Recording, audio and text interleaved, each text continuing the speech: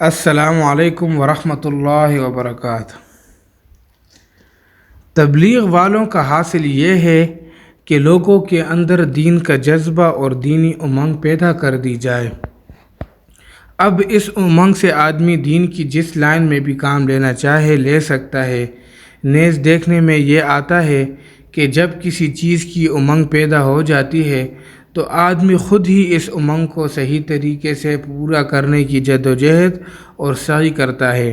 اگر آپ کے اندر صحیح امنگ پیدا ہو گئی ہے اور آپ کو مسائل کی طلب ہے تو علماء سے ملیے، مدرسے میں جائیے اور مسائل معلوم کیجیے۔ باقی کام میں نہ لگنا اور اعتراضات کا کرنا یہ ہیلہ کرنے والوں کا کام ہے۔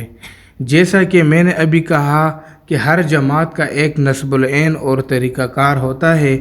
آپ کا اس پر دوسری چیزوں کو لادنا کہ فلاں چیز کو بھی اس میں شامل کر لیجئے کس طرح مناسب نہیں ہوگا۔ جب اس جماعت نے اپنا ایک موضوع متعین کر لیا تو آپ کو چاہیے کہ آپ اسے اس پر کاربند رہنے دیں۔ بہرحال تبلیغ سے التمس یہ ہے کہ لاکھوں انسانوں کے دلوں میں دین کی امنگ اور طلب پیدا ہوئی، اور اسی امنگ اور طلب کی وجہ سے کتنی بدعات ختم ہوئیں، ورنہ لاکھوں آدمیوں کا محض اللہ اور اللہ کے دین کی خاطر اپنا پیسہ خرچ کر کے سفر کرنا، اپنا کھانا، اپنا پینا، پہلے یہ جذبے کہاں تھے؟ تو اس سے جو نفع پہنچا اس کو تو آپ بیان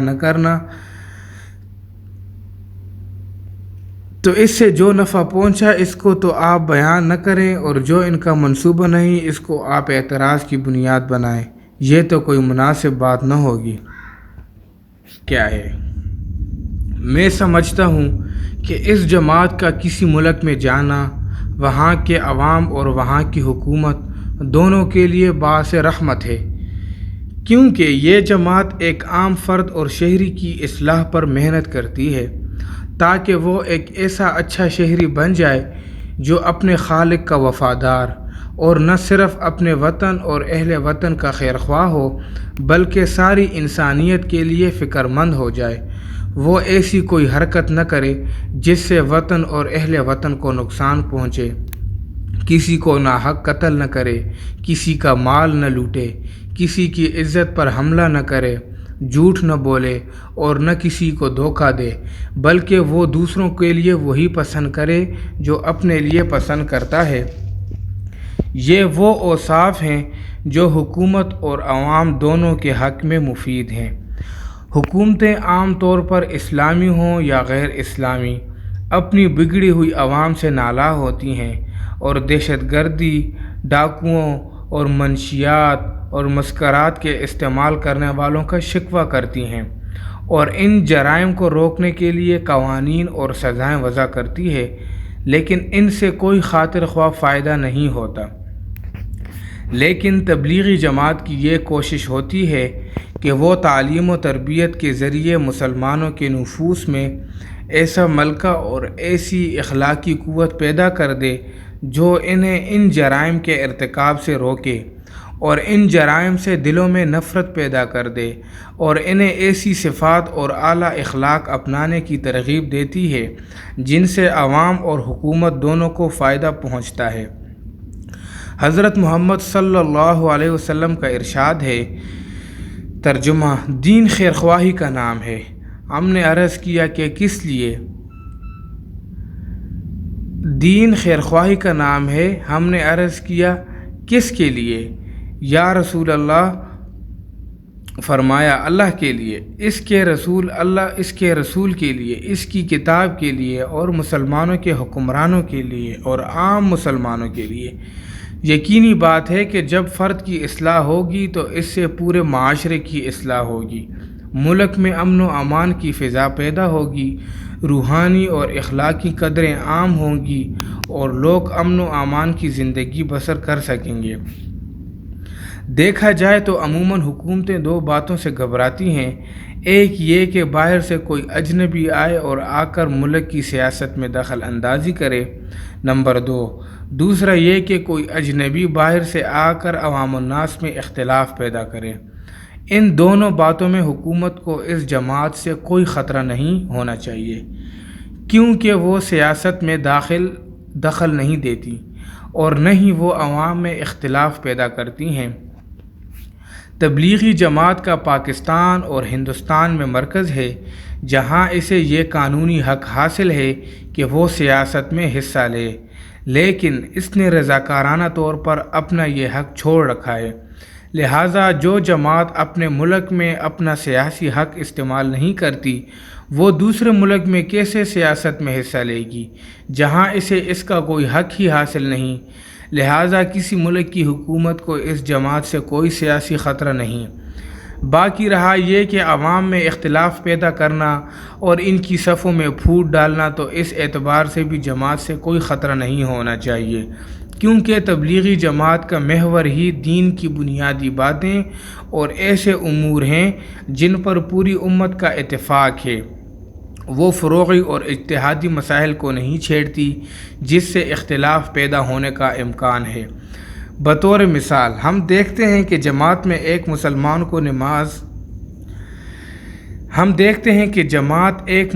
کو نماز کی دعوت دیتی ہے، جو کہ دین کا ایک بنیادی ستون ہے اور جس کی فرضیت میں کسی کا اختلاف نہیں۔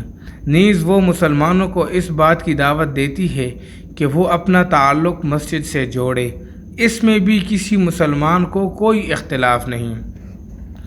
اب اگر کوئی مسلمان ان کی بات مان لیتا ہے اور مسجد سے اپنا تعلق جوڑ لیتا ہے اور نمازوں کی پابندی شروع کر دیتا ہے تو الحمدللہ مقصد حاصل ہو گیا۔ اب تبلیغی جماعت کو اس کی کوئی پرواہ نہیں ہوتی کہ وہ نوجوان اپنی نماز فقہ حنفی، مالکی، شافعی اور حنبلی وغیرہ میں سے کس کے مطابق ادا کرتا ہے۔ لہٰذا اس اعتبار سے بھی کسی حکومت کو فکر مند نہیں ہونا چاہیے۔ یہی وجہ ہے کہ ہم دیکھتے اور سنتے ہیں کہ بہت سی اسلامی اور غیر اسلامی حکومتیں جنہوں نے اس جماعت اور اس کی دعوت کی حقیقت کو جان لیا ہے، انہوں نے اس کے لیے اپنے ملک کے دروازے کھول دیے ہیں اور وہ اس کے لیے سہولتیں مہیا کرتی ہیں۔ نیز ان کی عوام بھی اپنے ملک میں اس کا استقبال کرتی ہے اور ایسی جماعتوں کو دیکھ کر خوش ہوتی ہے۔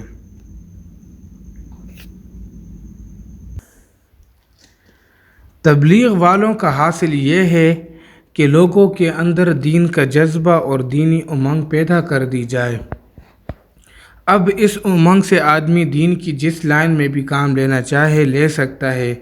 نیز دیکھنے میں یہ آتا ہے کہ جب کسی چیز کی امنگ پیدا ہو جاتی ہے تو آدمی خود ہی اس امنگ کو صحیح طریقے سے پورا کرنے کی جدوجہد اور سعی کرتا ہے۔ اگر آپ کے اندر صحیح امنگ پیدا ہو گئی ہے اور آپ کو مسائل کی طلب ہے تو علماء سے ملیے، مدرسے میں جائیے اور مسائل معلوم کیجیے۔ باقی کام میں نہ لگنا اور اعتراضات کا کرنا یہ ہیلا کرنے والوں کا کام ہے۔ جیسا کہ میں نے ابھی کہا کہ ہر جماعت کا ایک نصب العین اور طریقہ کار ہوتا ہے، آپ کا اس پر دوسری چیزوں کو لادنا کہ فلاں چیز کو بھی اس میں شامل کر لیجئے کس طرح مناسب نہیں ہوگا۔ جب اس جماعت نے اپنا ایک موضوع متعین کر لیا تو آپ کو چاہیے کہ آپ اسے اس پر کاربند رہنے دیں۔ بہرحال تبلیغ سے التمس یہ ہے کہ لاکھوں انسانوں کے دلوں میں دین کی امنگ اور طلب پیدا ہوئی اور اسی امنگ اور طلب کی وجہ سے کتنی بدعات ختم ہوئیں، ورنہ لاکھوں آدمیوں کا محض اللہ اور اللہ کے دین کی خاطر اپنا پیسہ خرچ کر کے سفر کرنا، اپنا کھانا، اپنا پینا، پہلے یہ جذبے کہاں تھے؟ تو اس سے جو نفع پہنچا اس کو تو آپ بیان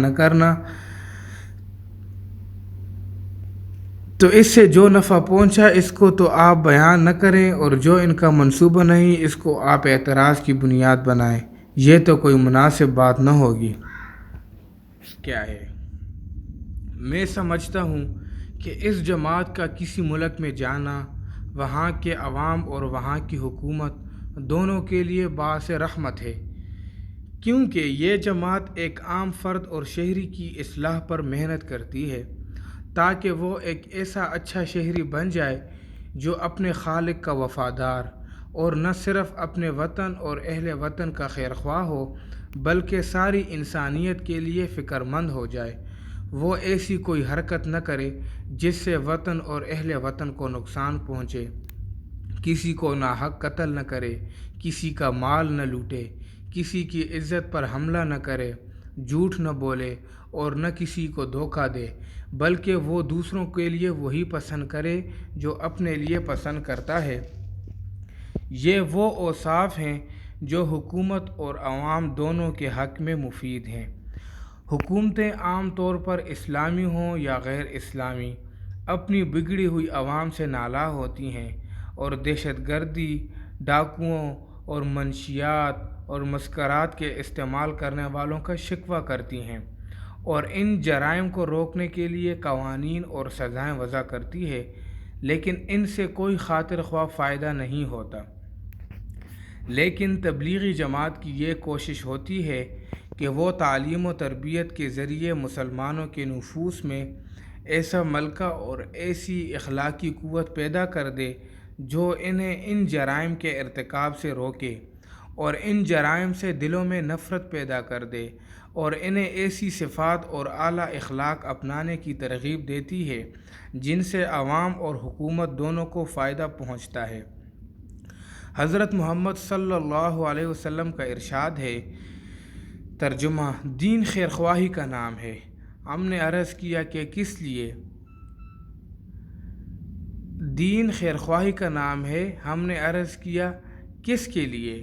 یا رسول اللہ، فرمایا اللہ کے لیے، اس کے رسول کے لیے، اس کی کتاب کے لیے اور مسلمانوں کے حکمرانوں کے لیے اور عام مسلمانوں کے لیے۔ یقینی بات ہے کہ جب فرد کی اصلاح ہوگی تو اس سے پورے معاشرے کی اصلاح ہوگی، ملک میں امن و امان کی فضا پیدا ہوگی، روحانی اور اخلاقی قدریں عام ہوں گی اور لوگ امن و امان کی زندگی بسر کر سکیں گے۔ دیکھا جائے تو عموماً حکومتیں دو باتوں سے گھبراتی ہیں، ایک یہ کہ باہر سے کوئی اجنبی آئے اور آ کر ملک کی سیاست میں دخل اندازی کرے، نمبر دوسرا یہ کہ کوئی اجنبی باہر سے آ کر عوام الناس میں اختلاف پیدا کرے۔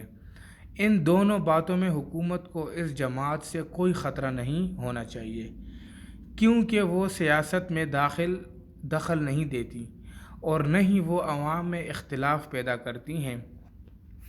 تبلیغی جماعت کا پاکستان اور ہندوستان میں مرکز ہے، جہاں اسے یہ قانونی حق حاصل ہے کہ وہ سیاست میں حصہ لے، لیکن اس نے رضاکارانہ طور پر اپنا یہ حق چھوڑ رکھا ہے۔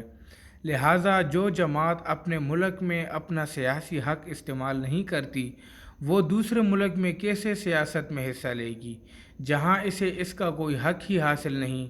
لہٰذا کسی ملک کی حکومت کو اس جماعت سے کوئی سیاسی خطرہ نہیں۔ باقی رہا یہ کہ عوام میں اختلاف پیدا کرنا اور ان کی صفوں میں پھوٹ ڈالنا، تو اس اعتبار سے بھی جماعت سے کوئی خطرہ نہیں ہونا چاہیے، کیونکہ تبلیغی جماعت کا محور ہی دین کی بنیادی باتیں اور ایسے امور ہیں جن پر پوری امت کا اتفاق ہے۔ وہ فروعی اور اجتہادی مسائل کو نہیں چھیڑتی جس سے اختلاف پیدا ہونے کا امکان ہے۔ بطور مثال ہم دیکھتے ہیں کہ جماعت ایک مسلمان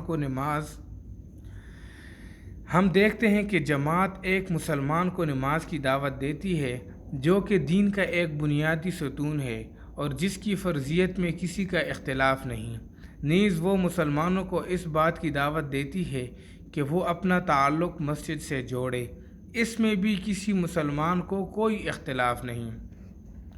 اب اگر کوئی مسلمان ان کی بات مان لیتا ہے اور مسجد سے اپنا تعلق جوڑ لیتا ہے اور نمازوں کی پابندی شروع کر دیتا ہے تو الحمدللہ مقصد حاصل ہو گیا۔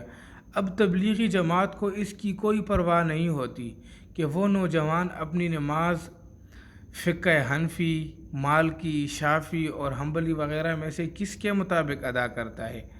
لہٰذا اس اعتبار سے بھی کسی حکومت کو فکر مند نہیں ہونا چاہیے۔ یہی وجہ ہے کہ ہم دیکھتے اور سنتے ہیں کہ بہت سی اسلامی اور غیر اسلامی حکومتیں جنہوں نے اس جماعت اور اس کی دعوت کی حقیقت کو جان لیا ہے، انہوں نے اس کے لیے اپنے ملک کے دروازے کھول دیے ہیں اور وہ اس کے لیے سہولتیں مہیا کرتی ہیں، نیز ان کی عوام بھی اپنے ملک میں اس کا استقبال کرتی ہے اور ایسی جماعتوں کو دیکھ کر خوش ہوتی ہے۔